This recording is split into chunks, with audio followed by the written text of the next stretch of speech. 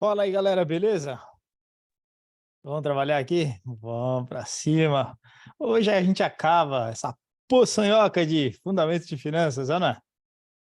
Muito bom. Estamos demorando um pouquinho com fundamentos de finanças, porque eu vejo que é uma matéria que o pessoal tem um pouquinho mais de dificuldade, né? Por ser quant e tal. Então, acho que está valendo a pena, tá? Mas hoje a gente termina. Deixa eu já compartilhar aqui com vocês minha tela.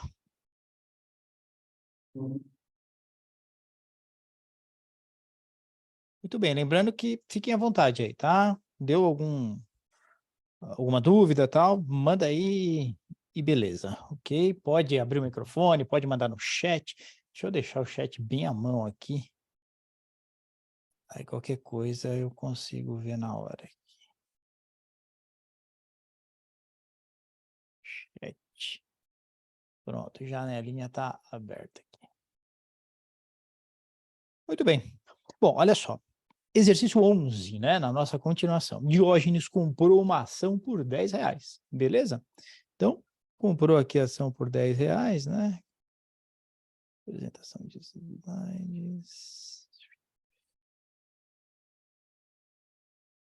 O que eu falei para vocês? Sempre façam o fluxo para vocês entenderem o que está acontecendo, tá certo? Então, ele comprou aqui por R$ 10, beleza? Data zero, R$ 10. Legal? E ele espera vendê-la daqui a 5 anos por 17. Então, lá na data 5, ele espera ter um fluxo, né, em anos aqui, né, de 17, um fluxo positivo de 17. Beleza? Olha só. Ele projetou os dividendos conforme a tabela abaixo. Então, está lá 1, 2, 3, 4, 5. Então, tem lá data 1, data 2, data 3, data 4 e a data 5 ela cai aqui, né? Então, quais são os dividendos? R$ 1 no primeiro ano, 1,20 no segundo, 1,40 no terceiro, 1,60 no quarto, tá? É bem comum esse método se chama DDM, é um desconto de dividendos, Dividend Discount Model, é uma forma de se precificar ações, tá certo? Então, ações de bancos, de construtoras, incorporadoras, elas comumente são precificadas dessa forma mesmo, né? O duro é você chegar nessas projeções que estão aqui, tá vendo? Isso é o desafio maior. O método depois matemático para você trazer valor presente é baba, né? Então, aqui é 1,70. Beleza? Vocês já viram aí que a gente vai ter que utilizar as teclas de fluxo de caixa, né? De cash flow, tá certo? Quais você está falando aí, Felipe? É o seguinte, você vai vir aqui, né? Então, primeira coisa, o 10 CHS, né? Negativo, né? 10 CHS, G, CF0. Então, você coloca lá no cash flow 0, tá certo? Depois, você vai colocar no GCFJ, não, não é? Vai lá no GCFJ, 1,20 GCFJ, HP já sabe que é o segundo ano, né, que foi o primeiro, aqui vai ser o segundo, HP já sabe disso, tá certo? 1,40 GCFJ, 1,60 GCFJ, e aí lembra que precisa consolidar esses dois aqui. Em vez de você colocar 17 ou 1,70, você tem que pôr 18,70. Por quê? Porque os dois fluxos acontecem na data 5. Então, precisa ficar esperto nisso. Beleza? Bora fazer? Então, vem comigo. Então, zero a calculadora aqui, né, para a gente começar. Pagou R$ 10. 10 CHS G CF0. Beleza? Show de bola. Aí, vamos colocar agora os dividendos. Os dividendos vão ser esse aqui, ó. 1, 1,20, 1,40, 1,60. Então, vamos. 1 G CFJ, 1,20 GCFJ, 1,40 GCFJ, 1,60 GCFJ. Aí cuidado, né? Porque o que acontece? Pusemos 1,20, 1,40 e 1,60, tá certo? O próximo é 1,70, mas ele acontece junto com o 17. Então, a gente vai colocar aqui a totalização dos dois, que é 18,70, tá bom? Então, você vem aqui e coloca 18,70, que é o fluxo de caixa da data 5. 18,70, coloca lá GCFJ. Beleza?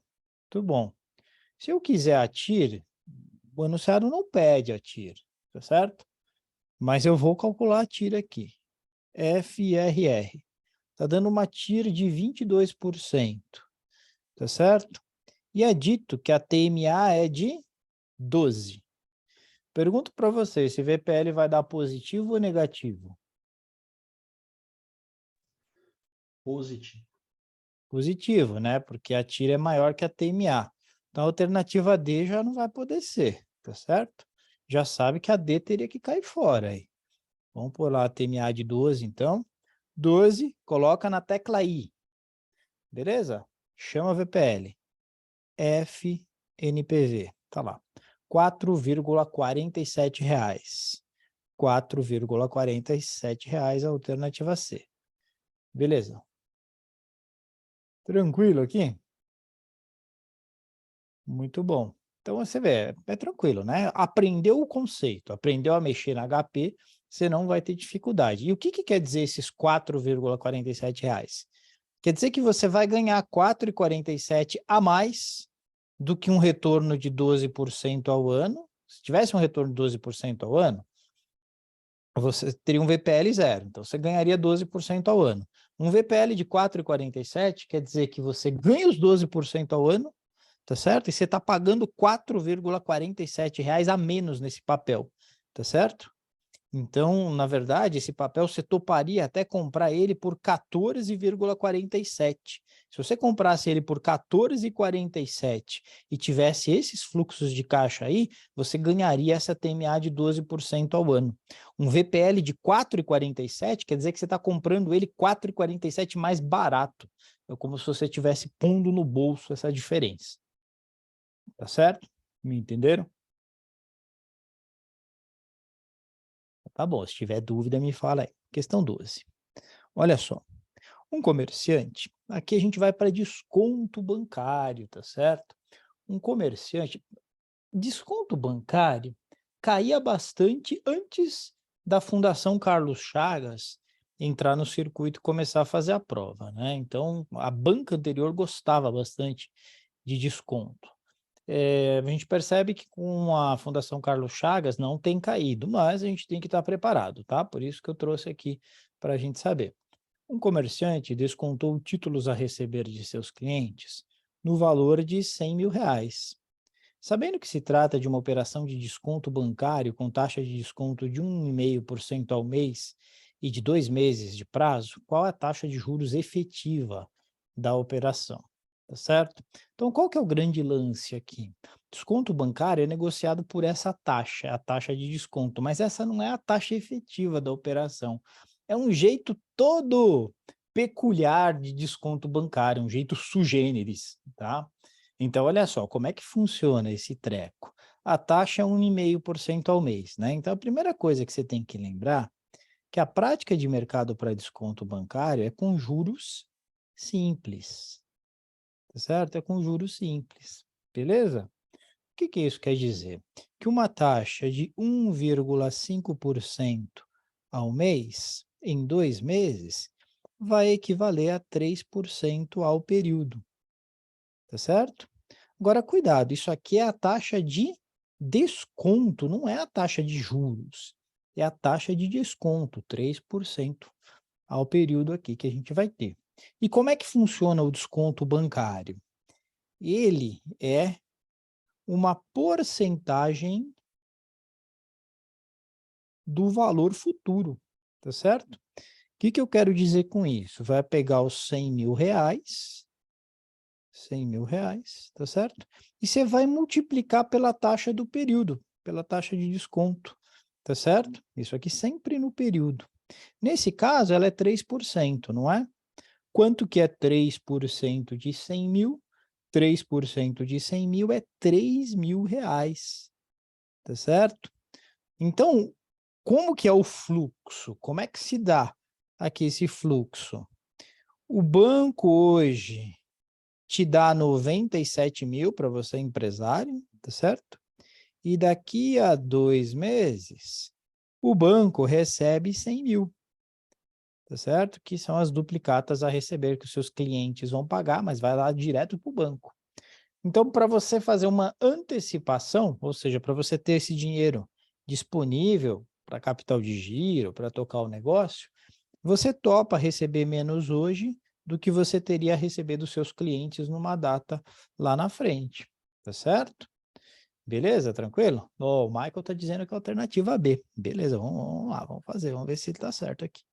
Então, a pergunta é, qual que é a taxa efetiva dessa poçonhoca aqui, tá certo? 0, 2 meses, beleza? Aí fica bem tranquilo, né? Você soube montar o fluxo de caixa com o valor adequado, isso aqui é uma calculadora HP12C, minha filha aí de 8 anos faria esse treco aqui, tá certo? Então vem aqui. Tá bom, exagerei, confesso que eu exagerei. Mas vamos lá, 97 mil, beleza? Você coloca lá no PV, não é? 100 mil, muda o sinal, coloca no FV, tá certo? 2 de 2 meses, você coloca no N e chama a taxa. 1,53%. 1,53% já dizia Michael José Busnello que realmente a taxa era 1,53%. Então você marca essa daí e corre para o abraço. Beleza? Lembrou como faz o desconto bancário? Tranquilo? Tá bom, tiver dúvida, grita aí, hein? Não fica se angustiando. Vamos fazer essa aqui, que essa aqui era meio chatinha, né? Pelo menos a gente vê que o pessoal nessa aqui tem um pouquinho mais de dificuldade, tá certo? Mas vamos lá, não quero que você tenha mais dificuldade a partir desse momento. Então, vamos aprender como é que a gente mexe com taxa a termo e taxa à vista. A taxa à vista também é chamada de taxa spot. Taxa a termo também é chamada de taxa forward, beleza? Então, olha só, à vista é a mesma coisa, tanto para dólar como para juros, tá? É a mesma coisa que spot, tá bom? E termo é a mesma coisa que forward. Você pode ver as duas expressões, tanto em português quanto em inglês, então é importante que você conheça, beleza? Olha só, o que está sendo perguntado aqui é o seguinte: qual é a taxa de juros estimada para o terceiro ano? Ô, professor, mas não está lá já 4,10? Não, não está. Por quê? Porque isso aqui é a taxa spot. O que quer dizer taxa de juros à vista? É a taxa de juros que, começando hoje e acabando nessa data, qual que é a taxa anual? Isso quer dizer o seguinte: se eu investir em um título de 1 ano, a minha rentabilidade, do jeito que está hoje, vai ser 2,5% ao ano. Se eu investir num título de 2 anos, a minha rentabilidade vai ser essa, 3,20% ao ano. Estão me entendendo? E se eu investir num título para 3 anos, de hoje para os próximos 3 anos, porque está dizendo que é spot, então começa hoje, vai ser 4,10% ao ano. Beleza? Então, é como se a gente pensasse assim: eu tenho 0 de capital, tá certo? E aí, neste primeiro ano aqui, esse aqui é o primeiro ano, você tem uma acumulação de taxa. A taxa aqui, ela é de 2,50% neste período aqui. Beleza? É 2,50% ao ano, mas como foi um ano só, foi 2,50% no período. Beleza, aí o seu dinheiro chegou até aqui. Aí o que vai acontecer? Tivesse você investido de 0 para 2 anos, né? O que aconteceria? A sua taxa, ela teria rendido 3,20% ao ano. Agora eu te pergunto, quanto que é 3,20% ao ano em 2 anos? A gente vai ter que saber isso. Se o seu capital ficar investido por 3 anos, aí vai render mais ainda. E vai render a uma média de 4,10% ao ano. O que está em vermelho está em base ano. Agora eu vou colocar aqui em azul em base período, porque eu vou deixar uma receitinha aqui com vocês para vocês não errarem esse tipo de exercício. Qual é a primeira indicação da minha receita? Ponto número 1. Transforma as taxas à vista em base período. Então, você tem que transformar tudo em taxa ao período, tá certo? Tudo isso aí vai ter que ser em taxa ao período. 2,50% ao ano pelo prazo de 1 ano. Qual que é a taxa ao período? Já está pronta, é 2,50% ao período, porque o período é de 1 ano, então coincidiu aqui. Então, a taxa ao período aqui ela foi de 2,50%. Não tenho nem o que mexer, tá bom? 3,20% ao ano para um período de 2 anos. Como é que vai ficar isso aqui? Bom, isso aqui acho que você já pegou o jeito que faz a transformação de taxa. 1,032, é ou não é? 1,032, que é 3,20, elevado a 2 menos 1. E você vai ter a taxa que você quer. Então, você vem aqui, 1,032, Enter, 2, eleva, 1 menos 100 vezes, para ver em percentual, está lá, 6,50%. Vou colocar 6,5024. Então, olha só, 6,5024. O que isso quer dizer? Quer dizer que se eu investir hoje na data zero e deixar o dinheiro lá 2 anos, ele vai render no período 6,5024. Tá certo? Beleza? Tudo bem até aí? Vamos ver agora o terceiro ano? Muito bem. Se eu investir na data zero por 3 anos a 4,10, quanto é que vai ser o acumulado?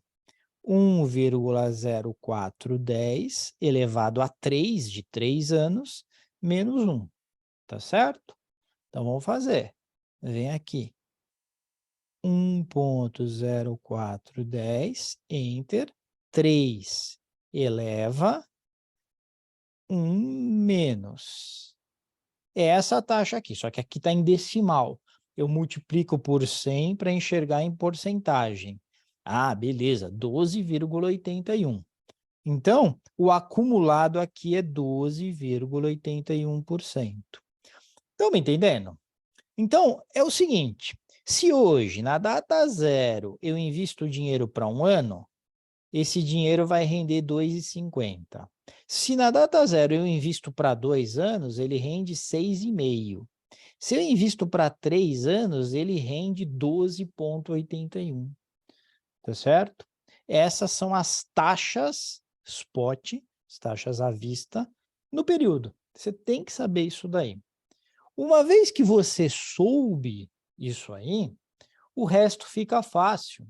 Porque o que eu preciso fazer agora? Ele está perguntando qual é a taxa de juros estimada para o terceiro ano. Então, no primeiro ano, eu tive uma taxa de 2,5. No segundo ano, eu tive uma taxa que fez o meu capital ir de 12,5 para um total de 6,5 acumulado. E no terceiro ano, eu tive uma taxa que fez o meu capital sair desse patamar aqui que ele estava para ir para esse patamar aqui. Essa que é a pergunta. Então, essa pergunta de qual é a taxa de juros estimada para o terceiro ano é qual é a taxa termo do terceiro ano. Ou seja, essa taxa que faz este capital sair do valor do segundo para ir para o valor do terceiro. Então, na prática, o que nós estamos falando é o seguinte: quando eu deixo por 3 anos, eu ganho 12,81. Quando eu deixo por 2 anos, eu ganho 6,5024.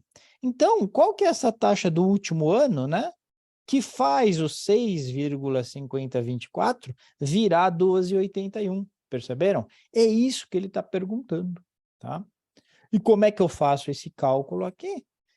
1 mais esta taxa, né? Então, vai dar 1 mais 0,1281, dividido por 1 mais 0,065024, né? Os fatores, menos 1. Tá? Tem gente que já faz direto de cabeça assim, né? 1,1281, porque essa taxa é 12,81, dividido por 1,065024 menos 1. Tá certo? É essa conta que a gente tem que fazer. 1,1281 dividido por 1,065024. Vem comigo aqui que a gente vai fazer. 1,1281 já está quase na tela aqui, ó. Tá lá, 1,1281, né? Dividido por 1,065024. 1,065024 divide. Tá lá, 5,92. Bom, um menos, né? Aqui a gente está enxergando em decimal. Eu tenho que multiplicar por 100 para enxergar em porcentagem. 5,92, certo? 5,92%. Isso aqui deu 5,92% ao ano, tá? Então, se eu tivesse deixado da data 0 até a data 2, teria rendido aqui para mim 6,5024. Da data 0 até a data 3, rendeu 12,81. Isso quer dizer que da data 2 até a data 3, foi esse 5,92 de rendimento adicional. Beleza?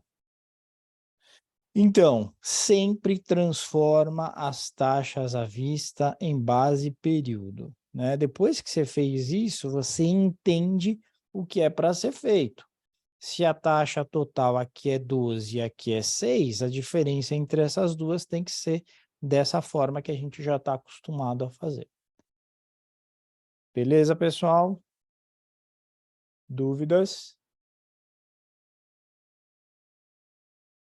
Tá bom. Vamos falar aqui do WOC? O que é o WOC? O WOC é Weighted, né? Weighted Average Cost of Capital, Capital Cost, tá? Cost of Capital. O que quer dizer isso aqui? É o custo de capital ponderado, tá certo?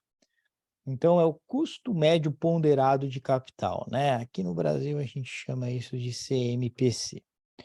Legal? Muito bom. E como é que a gente faz o cálculo do WOC? A ideia é o seguinte: uma empresa, ela capta recursos por meio de dívida, então dinheiro aqui que é emprestado dos credores, né? Existe uma taxa de juros aqui nesse empréstimo, e também capta recursos por meio de capital próprio, né? Eu já fiz um exercício desses, lembra? Numa das aulas ao vivo. Isso aqui é o retorno exigido pelo acionista, que é chamado de KS lá no formulário para planejar, e esse aqui é o KD, né? É o KD, que é o custo líquido da dívida, tá certo? Então lembra que tem duas maneiras de fazer. O de hoje eu vou fazer utilizando aqui o formulário da Planejar, tá? Porque aqui eu garanto que você vai ter essa fórmula disponível para você, tá lá, ó. Custo médio ponderado de capital, estão vendo aí? Então isso vai estar lá disponível na sua prova. O que você tem que lembrar? A letra D é a quantidade de dívida, PL é a quantidade de capital próprio, patrimônio líquido da empresa, RT é o custo do capital de terceiros, IR é a alíquota do imposto de renda, e RP é o custo do capital próprio, custo do patrimônio líquido. Então, você tem que saber o que é cada uma das letrinhas, beleza? Então, olha só, se liga. Então, vamos colocar já a fórmula aqui e entendendo as substituições devidas. D mais PL. Então, D mais PL, tá certo? Vezes, olha só, RT1 menos IR, RT1 menos IR, tá certo? mais, aqui é o contrário agora, né? O PL aqui em cima, D mais PL, tá certo? Vezes RP, tá certo? Beleza? Muito bom. Agora, vamos entender como que a gente chega nesses valores. Olha só, está dizendo o seguinte, que a empresa possui 50 milhões de ações a R$ 5,00 cada. Se a empresa possui 50 milhões de ações a R$ 5,00 cada, isso quer dizer que o total que ela possui de patrimônio líquido vai ser de 250 milhões de reais, né? Por quê? Porque, olha só, o PL vai ser 50 milhões de ações, vezes R$ 5,00, que é o valor de cada ação, 5 vezes 5, 25, né? 250 milhões. Então, eu já sei que esse PL aqui, ele tem um valor de 250 milhões. Beleza? Muito bom. Só que aí está dizendo o seguinte, está dizendo, né, que esses 250 milhões aqui, eles representam 40% do capital total. Por que 40%? Porque 60% é capital de terceiros. Estão entendendo? Agora, se 250 milhões é 40%, qual vai ser o capital total? Tá certo? Não sei se você lembra como faz essa conta, mas é sempre assim. Quando eu sei que esse valor aqui é 40%, você tem que pegar esse 250 e dividir por 0,4, tá certo? Então, se você fizer isso aqui, 250 entre 0,4 divide, olha lá, vai dar 625 milhões o capital total, tá certo? Então, o capital total é igual a... Então, o capital total é D mais PL, né? O D mais PL aqui, ele é igual a 625 milhões. Beleza? Tranquilo? Muito bom. Sendo que 250 é PL e o restante é dívida. Então, 625 menos 250, a gente tem 375 milhões como sendo dívida. Beleza? Tranquilo? Ok. Agora é o seguinte, o custo do capital de terceiros é 15%, o custo do capital próprio é 20%. Custo do capital próprio é o retorno exigido pelo acionista. A alíquota de IR, 34%. Então, fechou, né? Tenho tudo que eu preciso para fazer esse cálculo aqui. Bora fazer, então? Vem comigo. Custo médio ponderado de capital é igual a valor da dívida. Valor da dívida aqui, ele será de 375, tá certo? Então, eu teria que colocar 375 aqui em cima, teria que colocar aqui embaixo 625, que é o somatório dos dois. Pessoal, isso aqui é 60%, né? Isso aqui ele está exatamente calculando uma ponderação. Então, vai ser 0,6 aqui, ok? Então, nem preciso fazer esse cálculo, né? Porque já foi dito que 60% é de capital de terceiros. Legal? Então, 0,6, que é 60%, vezes o custo da dívida, 15%. É o custo da dívida. Vezes o quê? 1 menos a alíquota do IR, que é 0,34. Ô, Felipe, por que às vezes você coloca 15%, às vezes você coloca 0,34%, por que você não põe tudo em porcento? Pode colocar, gente, vai dar o mesmo resultado, tá? Eu gosto de colocar o valor da taxa em porcentagem, porque geralmente o resultado já vai estar em porcentagem aqui. O restante eu coloco em decimal, mas o valor da taxa eu coloco em porcentagem, tá bom? Restante da fórmula, mais isso aqui é o 40%, 0,4. Se você fizer, vai ver que vai dar 0,4, porque 40% é capital próprio. Então, 40% vezes o custo do capital próprio, que é 20%, né? Que é o retorno exigido pelo acionista. Tá bom? Muito bem. Aí vamos lá. 0,6 vezes 15%, vem comigo aqui, ó. 15 enter, 0,6 vezes, tá dando 9%. 9%. Ah, não, fiz errado, né? Tem que fazer primeiro esse aqui, ó. Tá vendo? Na verdade, matematicamente poderia ser assim, mas eu quero fazer bem organizadamente, tá? Então, 15, enter, ponto 66, que é 1 menos 0,34 vezes, que está dando 9,90, tá certo? Então, estou aqui, ó. Isso aqui está dando 9,90. Então, olha só.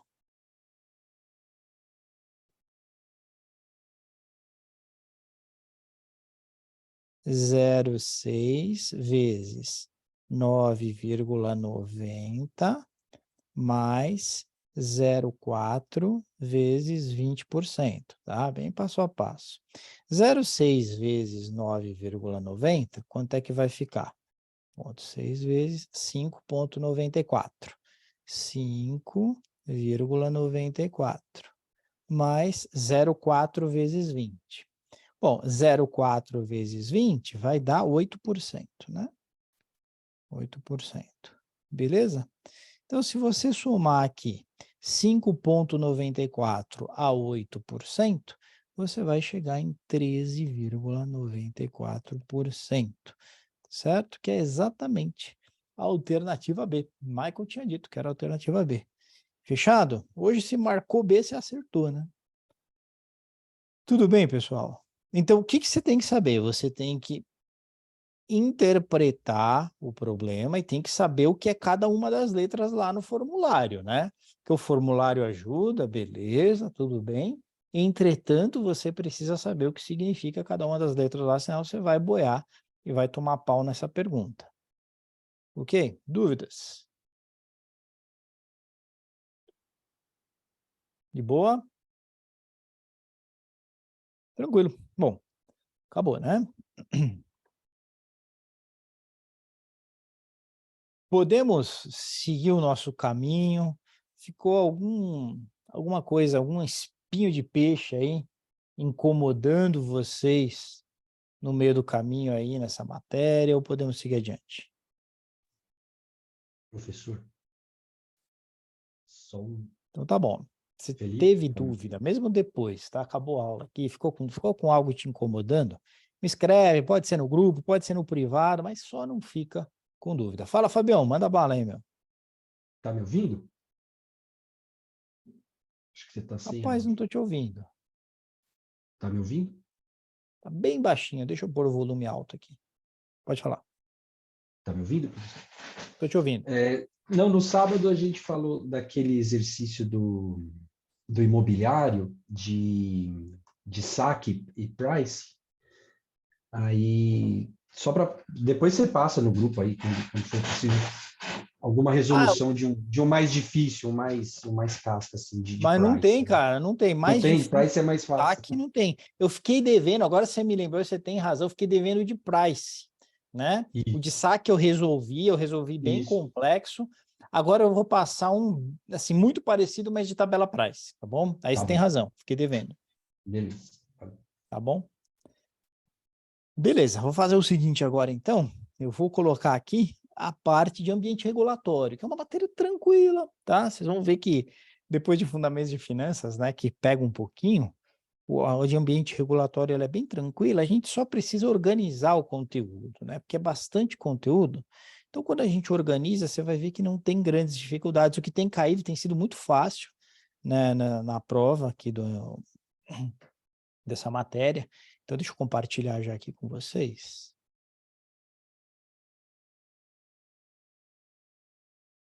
Só que é um mapa mental, tá? Eu vou deixar disponível para vocês esse mapa mental, porque ele resume bem toda essa matéria de ambiente regulatório, tá? Então, eu vou falar aí de normas e regulação, focada na prevenção à lavagem de dinheiro e focada também na utilização indevida de informações privilegiadas no mercado financeiro, ok? Muito bom. Então, vamos fazer primeiro esse primeiro conjuntinho vermelho aqui e depois a gente passa para as questões, tá? Olha só. aqui nós estamos falando de prevenção à lavagem de dinheiro. Quais são as fases do processo de lavagem de dinheiro, né? Primeiro, lembra o que é lavagem de dinheiro, que às vezes isso pega os alunos na prova. A gente fala tanto em lavagem de dinheiro, mas o que é lavagem de dinheiro? Lavagem de dinheiro é você dar uma aparência de licitude num dinheiro que é sujo, que é ilícito. Então, você quer mudar a percepção da origem daquele dinheiro. Então, se comete um crime antecedente, que pode ser qualquer crime, por exemplo, o tráfico de drogas. Então, o traficante ele vende drogas, o que é proibido aqui no Brasil. O cara vai lá, vende drogas, aquilo é dinheiro sujo. Então, ele faz de formas que ele integra esse dinheiro no mercado financeiro e dá uma... Parece que esse dinheiro veio de uma operação lícita. Lavagem de dinheiro é isso. É você dar uma aparência de licitude num dinheiro que é ilícito, tá? Isso é muito importante. Você tem que saber quais são as 3 fases. Lembra daquela sigla COI, tá? Nenhuma alusão ao Comitê Olímpico Internacional, embora já tenha se falado muito a respeito de lavagem de dinheiro nesse tipo de evento, mas nenhuma alusão, tá? COI quer dizer cada uma das 3 etapas: colocação, ocultação e integração. Lembra da ordem, porque o que é colocação? É a forma de entrada do dinheiro ilícito no mercado financeiro. Então, você tem que lembrar que é nessa fase chamada colocação que o dinheiro está mais perto da sua origem ilícita. Por exemplo, os aviãozinhos lá, né? Os caras ficam vendendo droga lá na boca de droga lá, na boca de fumo, tal, não sei o quê, papapá, levanta dinheiro, pega esse dinheiro e começa a depositar em contas, diversas contas, valores pequenos, né? Vai lá, faz um depósito, às vezes em espécie, né? Às vezes manda Pix, aí não sei o que lá, e entrou então no sistema bancário, tá? Isso aqui se chama colocação, beleza? Depois vem ocultação. A ocultação, ela se caracteriza por várias transferências de modo a distanciar esse dinheiro da sua origem ilícita. Então, o Zé das Couves manda para o João Agrião, que manda para não sei quem, que manda para não sei cá, pá. Quando você vê, o dinheiro já está bem longe, já passou por diversas contas, e a ideia de fazer isso é justamente imaginar que as pessoas trocam recursos em operações comerciais, algo do tipo, tá? E, finalmente, a integração. A integração, ela já é formada por operações mais sofisticadas que visam transformar esse dinheiro em bens, como se mostrando operação comercial com ativos reais. Então, é muito comum com obras de arte. Então, lavador de dinheiro compra muita obra de arte, né? Porque depois vende essa obra de arte e consegue justificar. A origem desse recurso foi a venda da obra de arte. Compra automóveis caros, né? Porque se você compra uma Ferrari de alguma forma com dinheiro ilícito, depois você vende essa Ferrari, você não, a bandidagem. O bandidão vende a Ferrari e, para justificar a origem dos recursos, fala, vendi a Ferrari, mas não fala o que veio antes, entendeu? Então, abre firmas em paraísos fiscais, manda dinheiro lá para offshore, abre empresas aqui no Brasil mesmo, né? E finge que essas empresas estão prestando serviço e receberam dinheiro. Então, aí já é um sistema mais sofisticado, é o que a gente chama de integração. Beleza? Então, importante lembrar dessas 3 fases. Precisa lembrar dos indícios, né? Os indícios são fáceis de lembrar. Tudo que fede, pessoal, no sentido de parecer que os recursos que aquela pessoa ou aquela empresa está movimentando não é compatível com a sua situação econômica, tudo que tiver esse cheiro é indício de lavagem de dinheiro, né? Aí você tem exemplos, né? Por exemplo, esse último aqui, ó, uso de cartão de crédito em valor não compatível com a capacidade financeira do usuário. O cara ganha 4, 5 mil reais, está movimentando 30 mil reais no cartão de crédito.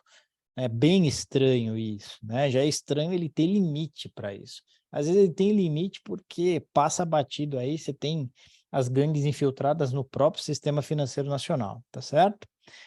E assim vai. Então, tudo que cheirar mal vai ser indício.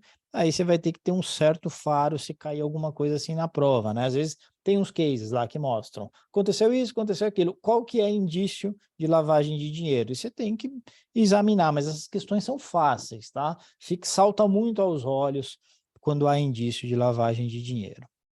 Aí é importante a gente lembrar do arcabouço legal. Você não precisa decorar o número das leis, mas precisa lembrar de algumas coisas. Por exemplo, em 1998, foi criado o primeiro marco legal aqui no Brasil que dizia respeito a uma regulamentação de prevenção à lavagem de dinheiro, tá certo? Então foi criado o COAF. O COAF é um órgão dentro do Banco Central que cuida exatamente dessa questão de prevenção à lavagem de dinheiro. Foi lá em 98.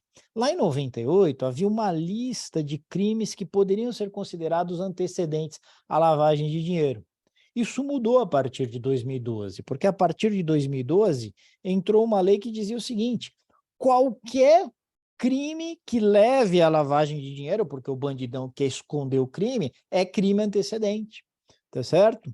Então, em 2012, ele muda isso daí. 2012, aqui não saiu, era para ter saído aqui o rol de pessoas que estão debaixo dessa legislação, mas em 2012 se colocou uma amplitude maior. Então, quem que está debaixo dessa legislação e tem que cumprir uma série de procedimentos, inclusive de reportar o COAF quando há suspeita de lavagem de dinheiro?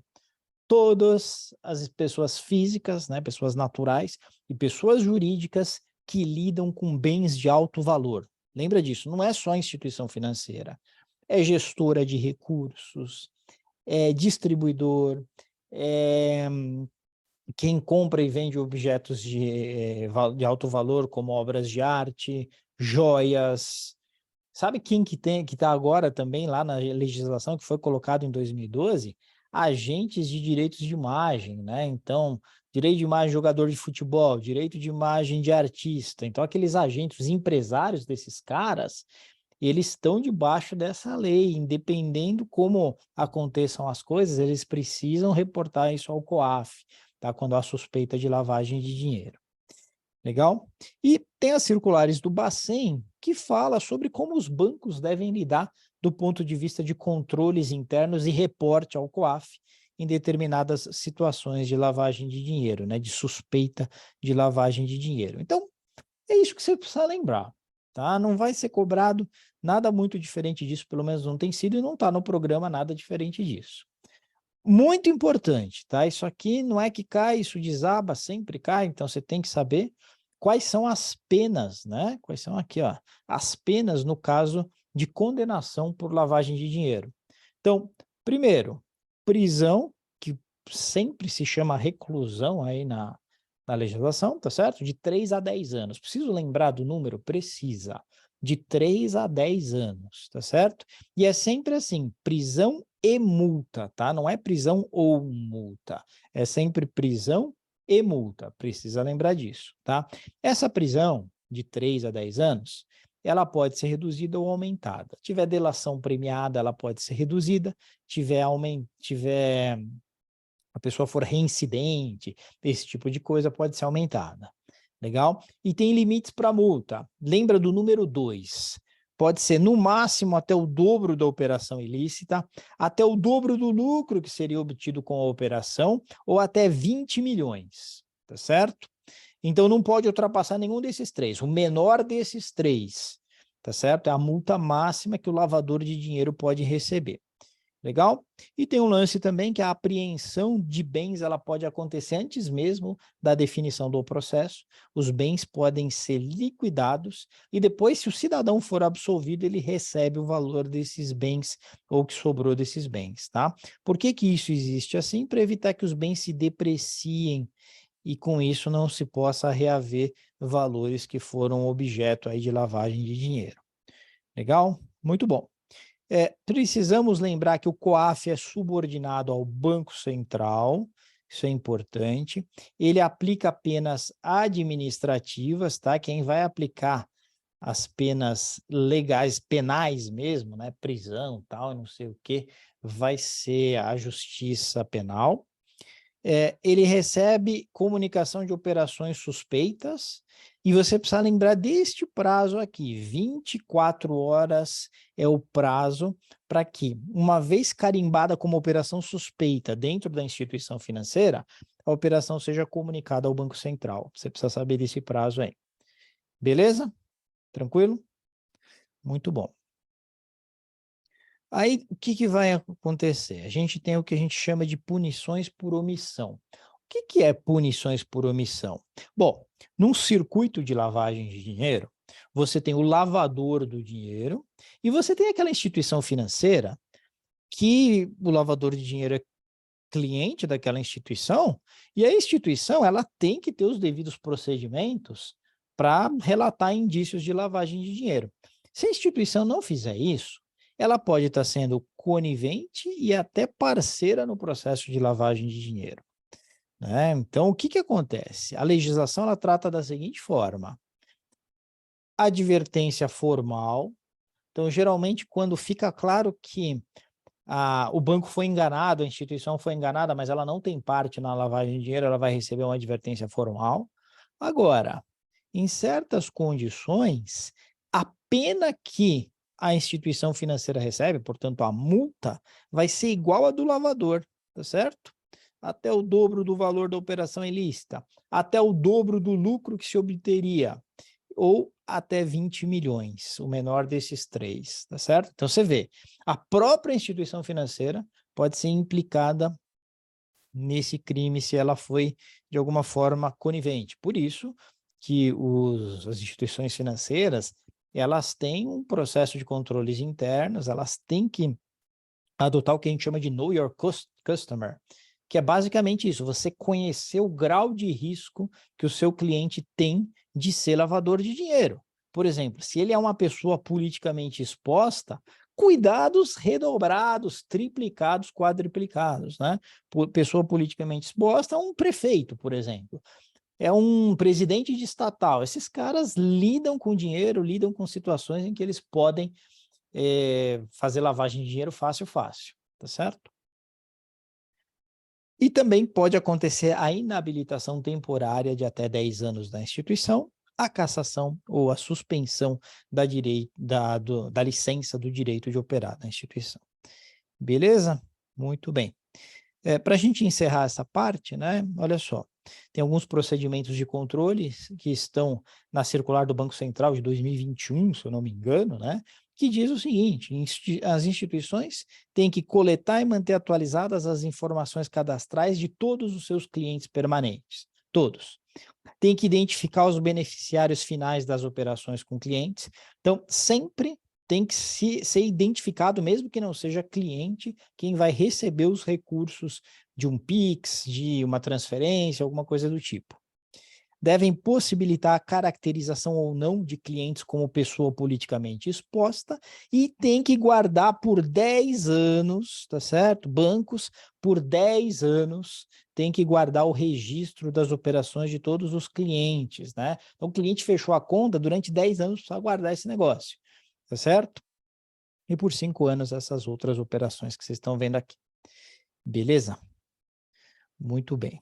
Então, um banho de loja, rapidão, só para a gente lembrar, tá certo? Nas aulas gravadas isso está um pouco mais detalhado, tá? Eu também não procurei não investir tanto tempo aqui para você, senão o curso fica imenso, né? Então, eu fui no que está caindo na prova que você precisa saber. Legal? Vamos agora fazer o seguinte, vamos resolver questão, porque aí a gente vê se a gente está em linha, está entendendo o que está acontecendo. Vem comigo aqui. Vamos lá. Então se liga nessa questão aqui. Vou pedir ajuda de vocês estavam bem quietinhos aí, porque era fundamentos de finanças, tinha que fazer cálculo, não dava para eu ficar cobrando para vocês fazer o cálculo rapidão aí, tá certo? Agora não, agora vocês podem participar comigo. Vamos lá. Analise as seguintes atividades relacionadas ao processo de lavagem de dinheiro. Olha só, criação de empresas fantasmas ou com participação de laranjas para investimento de recursos em origem ilícita. Criação de contas fictícias fantasmas ou com participação de laranjas com o objetivo de dificultar a rastreabilidade de recursos de origem ilícita. Que etapas são essas aqui? Lembra? COI. Colocação tá mais perto, né, do ilícito. Aí depois tem a ocultação para dificultar a rastreabilidade. Então sai transferindo para lá e para cá. E tem a integração, que é mais sofisticada, né? Que é criar mecanismos com cara de economia real. E aí, o que você diria? Qual que é o correto? Deixa eu jogar o chat aqui. O chat foi embora, sem vergonha, tá aqui. Olha lá, o pessoal está dizendo que é o C, integração e ocultação, mandou bem demais essa daí, integração e ocultação, exatamente. Tá? Lembra que aqui são empresas, é um negócio mais sofisticado, né? Aqui eu estou dificultando a rastreabilidade, é a ocultação. Beleza? Número 2. Vamos lá. As penas previstas na Lei 9.613 de 98 para o crime de lavagem de dinheiro são... Manda aí, qual que é a boa aí? Na 2.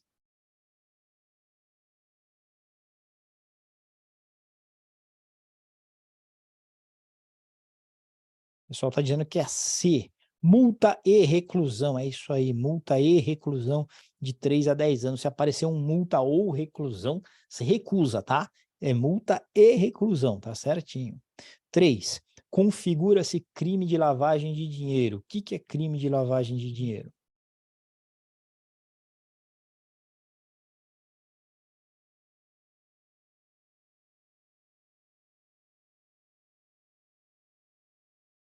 Essa 3 aí, ela parece meio pegadinha, né? Mas vocês mandaram É da bem. Alternativa. polêmica essa.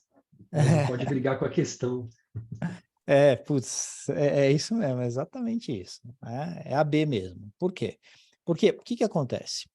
Lá em 98, você tinha uma lista de crimes antecedentes, isso caducou, tá? Não é mais. Agora, a partir de 2012, é qualquer crime ou contravenção penal, tá certo? Então, você tentar travestir esse tipo de dinheiro é exatamente isso, é a alternativa B, ok? Isso aqui é um ilícito, mas não é lavagem de dinheiro, tá? 4. Qual das atividades comerciais abaixo estão sujeitas às disposições da Lei 9.613 de 98? Você não precisa conhecer a lei, é lembrar que mexeu com dinheiro vai estar dentro da lei, tanto em 98 quanto em 2012. Tá? Então, o que vocês colocaram lá está perfeito, alternativa D, ok? Então, tudo isso daí está dentro do escopo dessas atividades.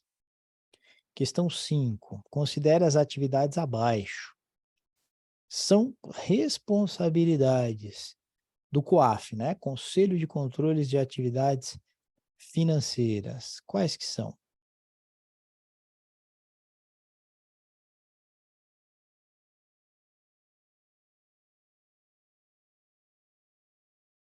Ó, o pessoal está mandando a B aqui, né?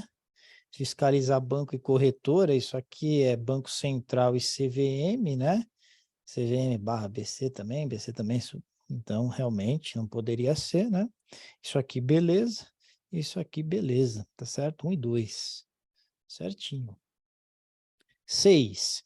De acordo com a Lei 9.613 de 98, no que se refere à identificação de clientes e manutenção de registros, competem às instituições financeiras, né? O que compete à instituição financeira?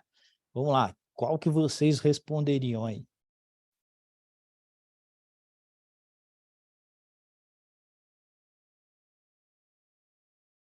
Só está falando que é a B, né? Vamos ver. Identificar todos os clientes e manter cadastro atualizado. Show. Identificar e manter cadastro apenas para os que... Não, nada a ver. Manter atualizado o cadastro de todos junto ao órgão e fiscal. Perfeito, né? 1 e 3. Vocês veem, o nível é esse, tá? Não é nada diferente disso. Então, é uma matéria que é para você acertar tudo. O pessoal, às vezes, fica com preguiça de ler as coisas e aí vai mal, mas se você seguir aqui esse resuminho, nós vamos bem, tá? Olha lá, o Fabião já está dizendo que é a beça daí, né? 24 horas, é isso aí, 24 horas, tá? Deveria até, para estar mais bonito aqui, 24 horas úteis, mas aparecer 24 horas lá na prova, você manda 24 horas, tá? Então, alternativa B, legal? É sempre assim. Comunicação ou COAF, dada que, às vezes as pessoas confundem uma coisa, tá? Então, olha só, uma determinada área do banco identificou que acredita que é uma operação suspeita. Manda isso para a área de controles internos. A área de controles internos ainda leva um tempo para realmente analisar e falar, putz, essa aqui é suspeita, tá? Então, isso pode acontecer. Então, aí vai mais de 24 horas. Mas quando a área de controles internos carimbou como suspeita, aí é 24 horas. Beleza? E tem algumas operações automáticas, né? Então, por exemplo, saque em espécie acima de 50 mil reais, tem que mandar. Então, é 24 horas, não tem jeito. Beleza? Não tem nada que analisar em controles internos. Então, algumas operações vai no automático. Quais as punições cabíveis às instituições, caso sejam descumpridas as normas de comunicação de operações suspeitas ao COAF? A 8 aí, qual que é? Felipe mandou A, Paulo A, Dário, é isso aí. Advertência formal e aplicação de multa de até 20 milhões, tá certo? Então, essas duas estão dentro aqui, é isso aí. Questão número 9. Ao identificar a ocorrência de uma operação financeira suspeita de crime de lavagem de dinheiro pelo seu cliente, a instituição financeira deverá comunicar em até 24 horas quem? Aí ficou baba, né? A gente já está conversando sobre isso, é COAF, né? COAF. Beleza? 10. Segundo o Banco Central, as instituições financeiras devem dedicar atenção especial às operações realizadas por... É isso aí, Felipe. PPS, né? Lembra o que é PPE? Pessoa politicamente exposta, né? Lá na aula, acho que foi o Felipe que tinha mandado lá no grupo, né? O que são as PPS. Então, lá na aula eu explico direitinho, né? Mas, basicamente, pessoal de cargos executivos, pessoal que é presidente de estatal ou parentes até o 2º grau, tá? Então, é isso aí. Questão 11. Segundo circular do Banco Central, as instituições financeiras devem realizar testes de verificação de adequação das informações cadastrais dos clientes, com a periodicidade máxima de 1 ano. Nós não falamos disso, né, pessoal? Mas é 1 ano, tá certo? Nessa aula agora nós não falamos, na gravada tá lá. É 1 ano, tá bom? 12. São consideradas pessoas politicamente expostas. Quem são?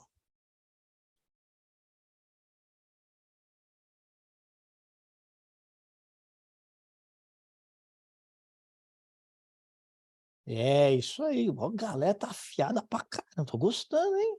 5 anos, tá certo? Cargos, empregos ou funções públicas relevantes nos últimos 5 anos, é isso que você tem que lembrar. Alternativa D, certinho. 13. Olha lá. De acordo com a circular 3.461 de 2009, do Banco Central, né? Os sistemas de controles internos das instituições financeiras devem permitir fácil identificação de... A gente não falou dessa aqui, né? Então, olha lá. O que vai ser aqui? Operações realizadas por uma mesma pessoa dentro do mês com valor superior a 10 mil. Operações realizadas dentro do mês com qualquer valor. Qualquer valor não seria, né? Operações realizadas por uma pessoa dentro de um mês com um valor superior a 100 mil. Não. 1 milhão? Não. É 10 mil, correto. Alternativa A, tá certo? Então, não é que isso tem que ser comunicado ao COAF, mas você tem que ter sistemas internos que rapidamente possam permitir a identificação desse tipo de operação, tá? Muito bem, essa aqui já entra numa outra seara, então deixa eu rapidão aqui explicar para vocês isso aqui, tá certo? Para a CFP, você tem que conhecer esses 4 conceitos que falam sobre utilização indevida de informações privilegiadas, tá certo? Insider trading, front running, confidencialidade, que é um princípio que as instituições financeiras têm que seguir. Esse princípio da confidencialidade, ele está na legislação, além de estar, lembra que a gente viu no Código de Ética da Planejar e tal, né? Mas a Planejar também aborda o que está na legislação. E a parte de conflito de interesses, tá? Então, o que pode surgir na prova de vocês? Um case, aparecem cases nesse sentido, e você tem que dizer o que aconteceu, se teve insider trading, se teve front running, se teve confidencialidade ou se teve conflito de interesses naquele caso específico, tá certo? Isso pode acontecer. O que é insider trading, o que é front running e qual a diferença entre eles, né?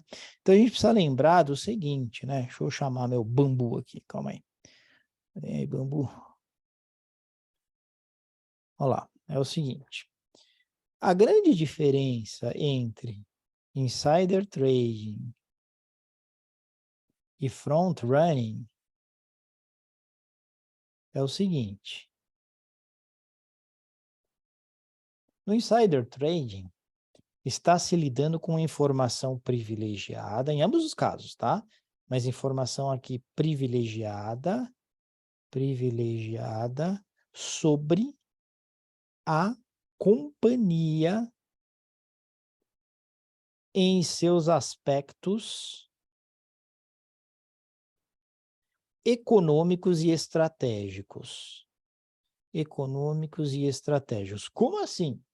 É o seguinte, imagina que você tem um determinado cidadão, ele trabalha na companhia, né? Ele trabalha na área de consolidação de resultado.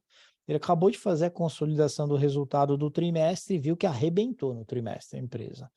Vendeu muito mais do que se esperava e tal. O que que ele faz? Ele vai lá e compra ações dessa empresa ao saber dessa informação. Ele trabalha na companhia. Então, ele está cometendo insider trading. Porque o mercado de capitais deveria ser um lugar equitativo, onde eu opero com as informações que eu tenho e que o mercado como um todo também possui. Então, eu não posso ter vantagem sobre o mercado, mesmo trabalhando na companhia. Por isso que quando eu estou fazendo esse trabalho, em determinadas épocas, as companhias têm isso no seu regulamento, no seu estatuto, você não pode comprar ações da companhia, você que trabalha lá. Se eu fizer isso, trabalho na companhia, vou lá e compro ações porque eu tenho essa informação privilegiada, eu estou cometendo insider trading primário, tá certo? Se eu passo essa informação para alguém que eu conheço e essa pessoa vai lá e comete e compra essas ações usando a informação privilegiada que eu tinha, ele está cometendo insider trading secundário, né? Porque ele recebeu a informação de alguém. Entenderam a pegada? O que é insider trading? Então, insider trading é quando você tem uma informação privilegiada sobre o que acontece dentro da empresa. Legal? Tudo bem. E front running? Front running, se você parar para pensar, o nome já diz, né, é correr na frente. Então, o front running diz respeito a uma informação privilegiada a respeito de movimentos de mercado. Movimentos de mercado. Então, o que acontece? Imagina que eu trabalho numa corretora e eu atendo um fundo de pensão que, quando compra pesado, e esse fundo de pensão vai comprar uma small cap, né? Vai colocar small cap no seu portfólio lá, pesado. E aí o que acontece? O cara vem e me avisa que vai fazer isso, a small cap negocia, sei lá, 500 mil por dia, o cara vai comprar 30 milhões em 2 dias. Quando esse cara entrar comprando, ele vai puxar o preço lá para cima. E aí esse cara, né, não vou falar aí, esse cara que trabalha na corretora, que atende ao fundo de pensão, pensa o seguinte, rapaz, vou comprar antes, né? Porque aí quando o fundo de pensão entrar comprando, vai puxar o preço lá para cima e eu bato a minha posição, né? Saio vendendo quando estiver lá em cima e aí eu ponho um lucro no bolso. O cara pode pensar isso. Ele está cometendo crime, tá certo? Ele está cometendo crime sujeito a até 5 anos de prisão, porque ele está, no Brasil eu sei, no Brasil as coisas, a gente confia pouco nisso, mas está na legislação que é até 5 anos de prisão para esse tipo de crime, tá certo? Ele está cometendo front running, está correndo na frente do fundo de pensão usando informação privilegiada. Agora, você pode se perguntar, mas e se ele tiver uma informação pública, né, que tem alguém comprando, ele pode usar essa informação? Pode. Informação pública pode, porque está disponível para os agentes de mercado. O grande problema é essa expressão aqui, gente, informação privilegiada. Não pode haver uso de informação privilegiada. Beleza? Tranquilo? Dúvidas? Angústias? Nada? De boa? Então vamos lá. Professor, Questão... posso Oi, fazer uma pergunta? claro, claro.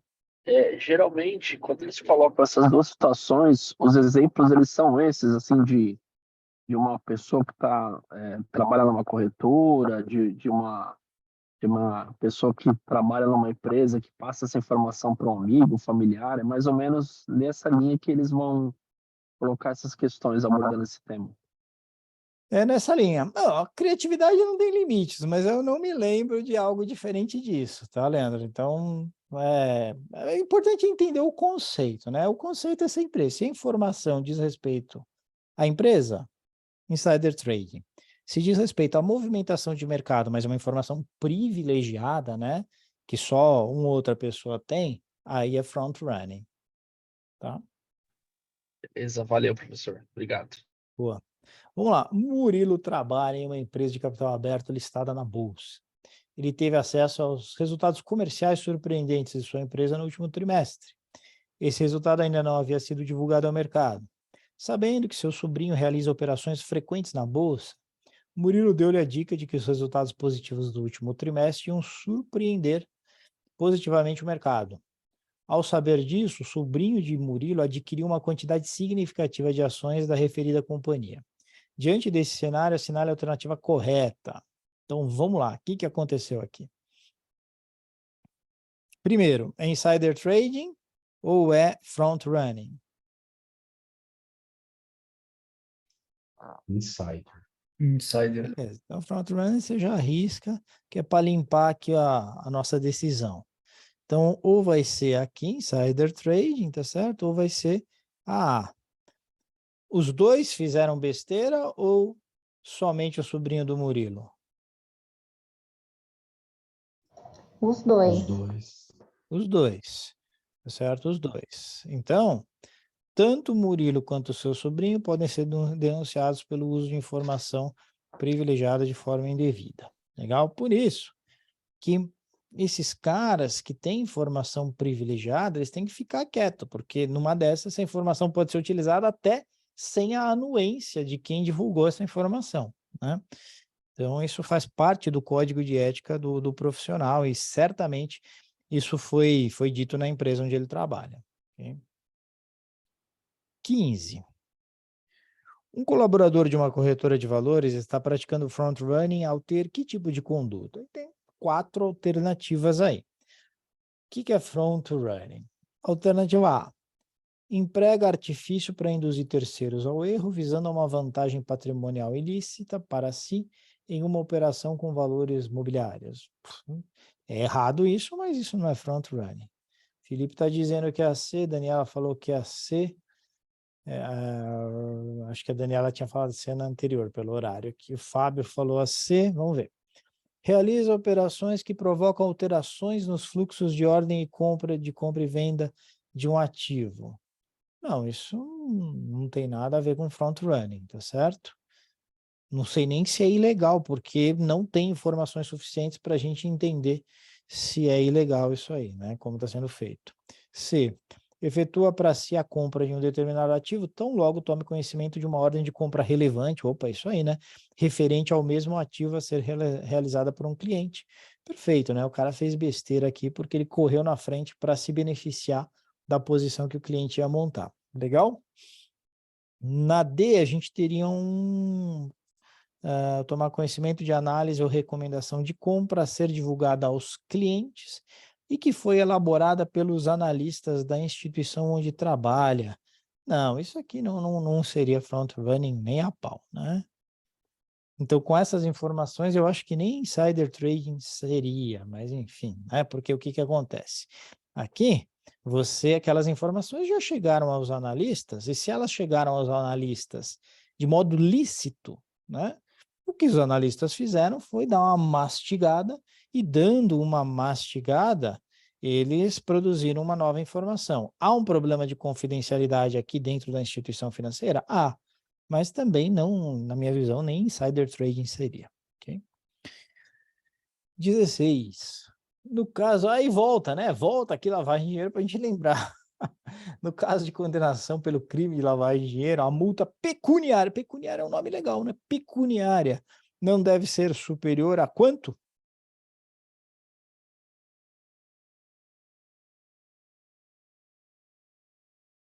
R$20 milhões? É isso aí, 20 milhões. 20 milhões. Analise as sanções abaixo. Aí tem algumas sanções, né? E a pergunta é, são sanções não pecuniárias, então não tem a ver com dinheiro, né? Previstas na lei de crime de lavagem de dinheiro. Então, o que é não pecuniário aqui? Inabilitação temporária, pelo prazo de até 5 anos, era 10 anos, né?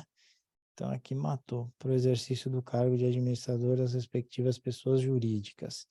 Cassação ou suspensão dá autorização para o exercício da atividade, operação ou funcionamento, beleza. Reclusão pelo prazo mínimo de 2 e máximo de 20, é de 3 a 10, né? Então, somente a 2 está correta aqui, é bem de belezura. Legal? E acabou, gente. Acabou essa parte aqui de ilícitos do mercado financeiro, tá? Tudo bem. Deixa eu aproveitar aqui o nosso tempo agora. E vamos falar um pouquinho aqui de algumas escolhas que não sei se todos já fizeram a sua inscrição para a prova, né? Está acabando o módulo 1, na quarta-feira agora vem a matéria de gestão financeira, a gente mata o módulo 1, né? E já começa o módulo 2, né? Então agora a coisa vai ganhando tração. E vocês têm, se eu não me engano, até o dia 25 para fazer a inscrição? Sim, até o dia 25. 25, né? Beleza. Então, olha só, o que a gente precisa pensar? Você tem duas formas. Deixa eu parar o compartilhamento aqui, depois eu volto aqui, né, que eu queria mostrar para vocês. Tem duas formas de fazer, né? A gente pode fazer a prova completa ou pode fazer a prova modular, né? Qual que é o grande benefício da prova completa? É você poder compensar matérias que você vai bem com matérias que você vai mal, né? O que isso quer dizer? Que se você tiver 70% na prova completa, o que isso quer dizer? 70% na prova completa. Espera aí, eu vou compartilhar de novo aqui, que eu gosto de mostrar na luzinha para vocês.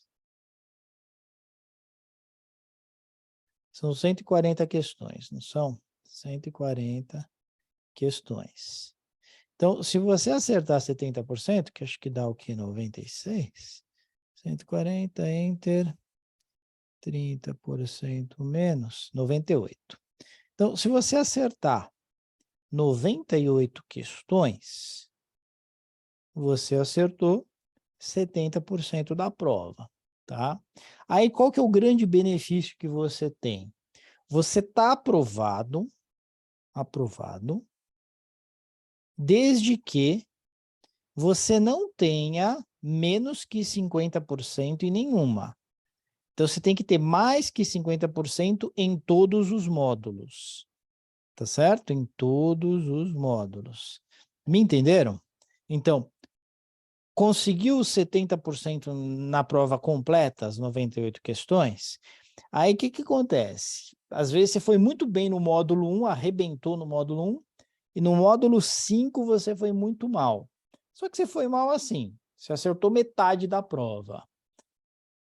Se você acertou umas 80% no módulo 1, que te alçou para 98 questões no total, você passa, inclusive, no módulo 5, mesmo tendo 50%, 51% de acertos na prova. Entenderam? Então, esse é o benefício. Agora, o que eu tenho visto, né, ao longo dos anos? Normalmente, né, e isso acaba resgatando assim, alguém que teria 65%, 62%, 67% num módulo. Agora, 70% no total da prova é coisa pra caramba. Geralmente, quem acerta 70% ou mais tem um desempenho bastante uniforme ao longo de todos os módulos. Então, eu ponho um pouco em xeque se de fato você vai conseguir aproveitar isso. Porque se você vai muito mal em algum módulo, ou em 2 módulos você fica abaixo de 70%, 2, 3 módulos, dificilmente você alcança essas 98 questões, tá? Mas o benefício é esse, o grande benefício é esse. Professor, e se eu acertar mais de 98 questões, mas em um módulo, sei lá, módulo 6, eu acertei só 45%. Aí você não passou na prova completa e você só passou naqueles módulos que você teve pelo menos 70%. Aí virou modular, tá? Então, se você passou na completa, beleza, você aplica a regra. Se você não conseguiu os 70% no total, ou não conseguiu pelo menos 50% em todos os módulos, o critério de aprovação já não é a completa, já é o 70% em cada módulo, tá?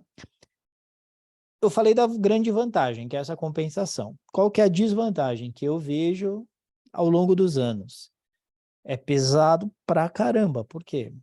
Você chega lá de manhã, prova começa às 9 horas, você vai até 1 da tarde numa pauleira desgraçada que não sobra tempo, aí você sai, né, almoça, tal, 3 horas, você tá voltando para fazer, você tá fazendo prova novamente, vai até às 6, então você tem que estar muito bem fisicamente, muito bem psicologicamente para ter um bom desempenho, tá? Esse é um primeiro ponto. Agora é o seguinte, na preparação, se você está com um tempo, se você está assim numa vibe legal, está conseguindo acompanhar as aulas ao vivo aqui, está indo legal, eu te encorajo a fazer a prova completa, principalmente se é a primeira vez que você vai fazer. Legal? Agora, a gente vê que a vida no mercado financeiro, ou não só no mercado financeiro, né, para quem é autônomo, planejador e tal, é equilibrar um monte de pratinho, né? Então, nem sempre você tem o tempo de estudar que você gostaria. Ao longo principalmente das últimas provas, muita gente aqui no mercado financeiro, muitos alunos mesmo, foram comendo pela beirada e tomaram essa decisão. Não, vou fazer primeiro M1 e M2, aí passaram M1 e M2. Agora eu vou fazer M3, 4, 5, ou M3 e M4, ou então já M3 até o M6 na próxima prova, e aí faz. Então, eu tenho visto com bons olhos, pelos resultados que a gente tem observado, porque é um plano que você faz aí de longo prazo, vocês sabem que aqui com a gente vai com vocês até virar CFP. Então, não tem essa pressa, a não ser que você não vá fazer a prova, né? Que você comece a enrolar. Mas se você está engajado, não tem essa pressa. E assim, todo mundo que não larga, que continua, vira CFP, tá certo? Que está fazendo o curso aqui com a gente. Cedo ou tarde, vira CFP, ok? Aí, a estratégia depende muito da sua condição aí de estudar, né? Eu não fico eu pego no pé, mas eu entendo quando muitos de vocês falam, pô, eu tenho filho, eu tenho que trabalhar, eu tenho que fazer 10.000 coisas, jornada a quadro, eu entendo. Mas então, tem que fazer uma estratégia, não adianta ficar tomando pancada toda a prova. Viu que não dá? Beleza, faz um módulo agora, né? Faz pelo menos o M1 agora, aí depois tirou o M1 da frente, quem tirou o M1 da frente nem pensa em fazer prova completa. M1 é uma baita conquista, você não vai abrir mão mais disso. Faz o M2, por exemplo, de manhã, e o M3 junto com o M4 à tarde, que a preparação meio que dá, é tranquilo. Deixa o M5, M6 e vai comendo pelas beiradas, porque já você é CFP e já era, né? Então, Professor, a minha visão é muito nessa linha. Oi?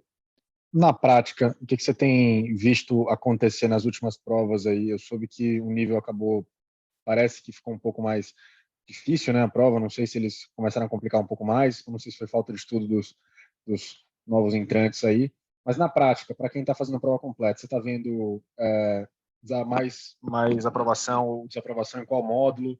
A pessoa tem um tempo de estudo ali de 60 dias, está fazendo aqui praticamente o planejamento que você propõe no curso. O que tem acontecido mais nas últimas provas, principalmente? Não contando a última prova, né? Até a penúltima prova, o percentual de aprovação na prova completa foi de 3,5%. Tá? Então, a cada 100 alunos, entre 3 e 4 alunos passaram na prova completa. Então, esse é um percentual da Planejar, né? Somando todos os alunos que fizeram. Com preparatório, sem preparatório, em escola X, Y, todos. Para você ver como é baixo o nível de aprovação na prova completa. Nessa última, a gente sabe que melhorou. Melhorou no sentido de que a prova foi mais justa, foi mais equivalente ao que estava no programa e tal. Então, a minha estimativa, pelos cálculos que a gente andou fazendo aqui, é que ficou em torno de 8, 9%. Então, num total de 100, cada 100, 10 alunos passando direto na completa. Pra você ter uma ideia.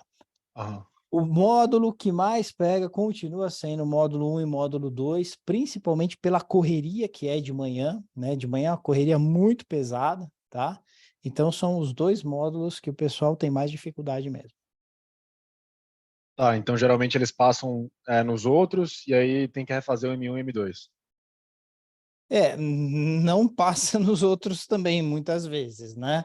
Então, sei lá, passa em 2 módulos. Aí alguns optam por fazer novamente a completa, outros optam por fazer modular, né? Agora, uma boa parte também, Bruno, passa ou no módulo 1 ou no módulo 2. Por isso que eu sempre digo, passou no M1 ou M2, você não abre mão dele. Daqui para frente você vai fazendo a modular, tá certo? Entendi. Pode falar, Felipe. Professor, para quem vai fazer a completa, quais os módulos que tem o maior índice de aprovação? Você tem esse dado? M3, M4, nessa ordem, tá? Então vamos lá. M3, M4, depois M1, M6 e M2. M5. Fiscal. M3, M4, isso, M1.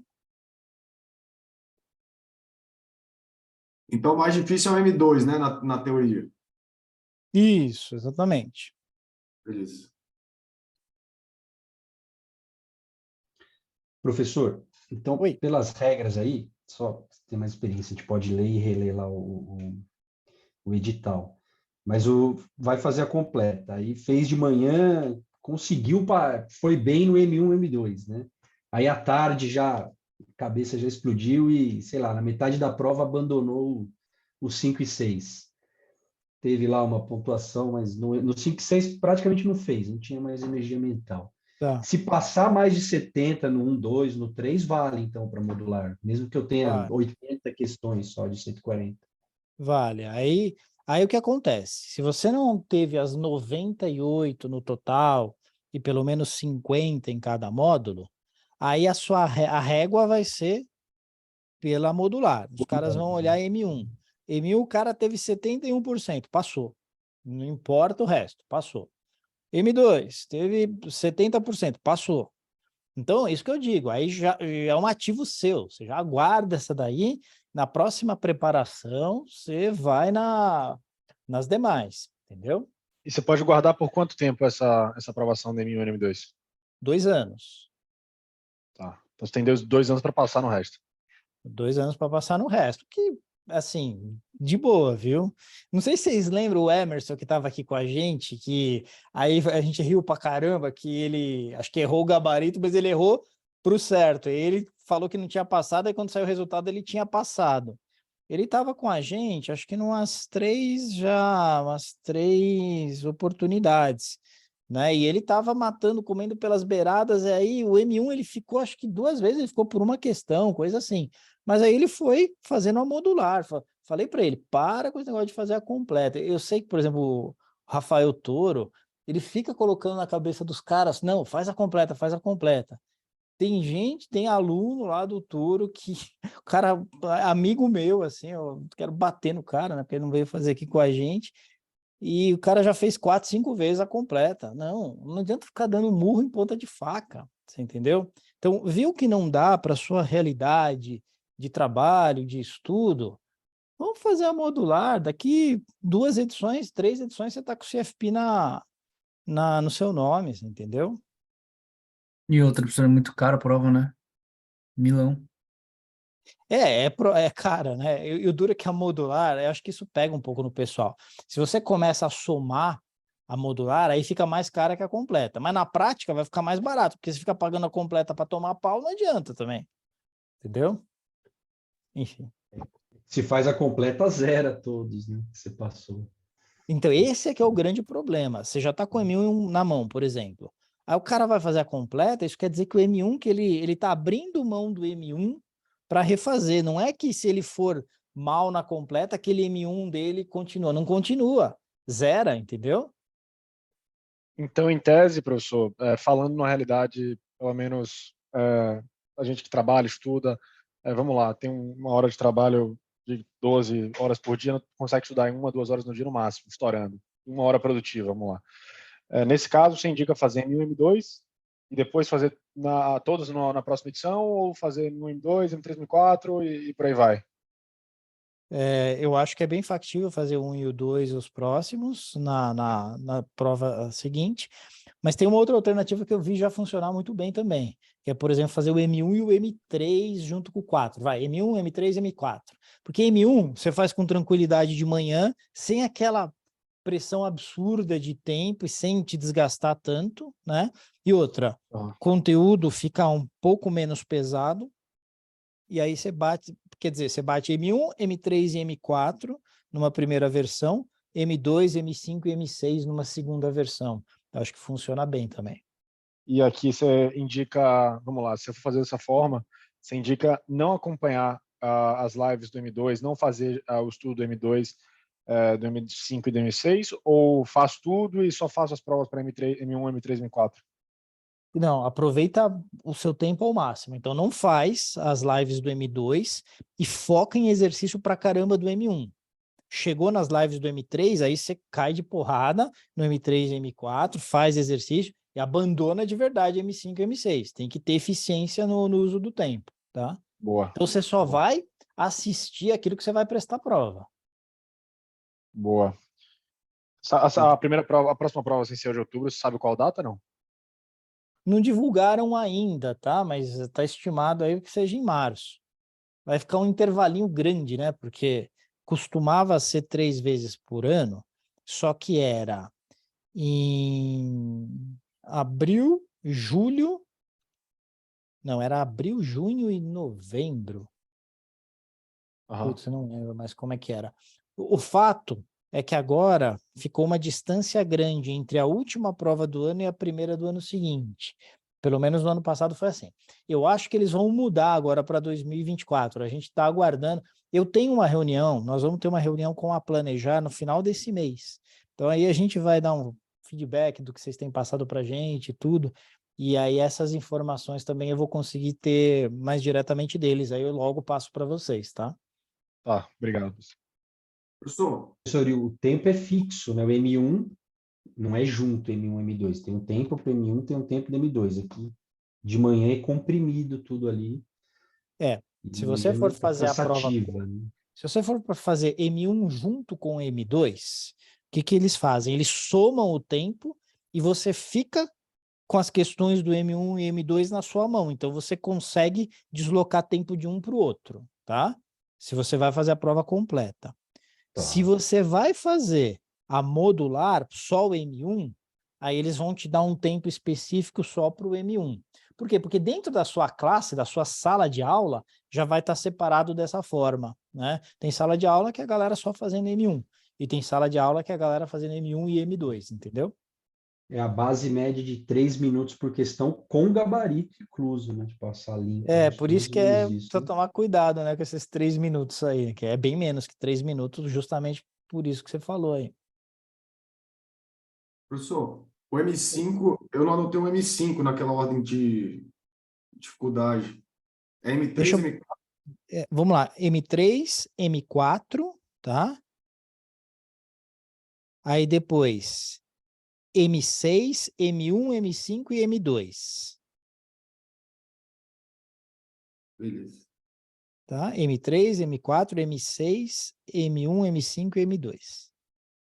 Ah, mas assim, né, Felipe? A Dá um teoria, né? desconto, porque cada um também tem as suas dificuldades maiores aí, Claro. tá? Aham. Então, não é uma ciência exata. Ó, o Theo fez um comentário interessante. Tem uma filha de 3 anos, decidi fazer M1 e M2 com foco em M1. Nem se quisesse teria conseguido passar no M2, porque faltou bastante tempo, mas passei no M1. Legal, boa. Eu acho que é isso aí, Theo. Eu acho boa a sua tática. Vamos para cima. Aí você vai ver, daqui a pouquinho tá estourando champanhe aí. Professor, só uma questão de cronograma. No dia 16/8, constava livre aqui. Mantém ou Pois vai ter é, a aula? eu não sei o que eu viajei aí. Ia colocar hoje aqui, acabou não dando tempo, mas ainda hoje eu vou pôr um cronograma reacertado aí. Tem aula quarta-feira, tá? Dia 16. Eu não sei o que eu viajei aí. Acho que eu tinha um compromisso marcado anteriormente, mas não... Porque eu coordeno a MBA pós-graduação, então talvez fosse algo ali. Mas eu já remodelei aqui e vou colocar lá no grupo direitinho, tá bom? Mas tem aula, tá? Então se planejem para ter aula na quarta-feira. Peço desculpas aí pela má comunicação. Beleza, gente? Vamos lá, segue o pique, tá? Tá bem legal aí, assim, tô vendo sempre aí 15, 14, 15, 16 pessoas na aula. Segue aí que vocês vão colher os frutos, tá? Então, volta e meia me escreve aí, ex-alunos, falando como tá a vida aí e como o CFP realmente dá outra autoridade para suas carreiras aí. Então, bola para frente que nós vamos vencer aí. Valeu, professor. Abração, gente. Até mais. Tchau, tchau. Valeu, Qualquer abraço. coisa, manda lá no grupo, tá? Valeu.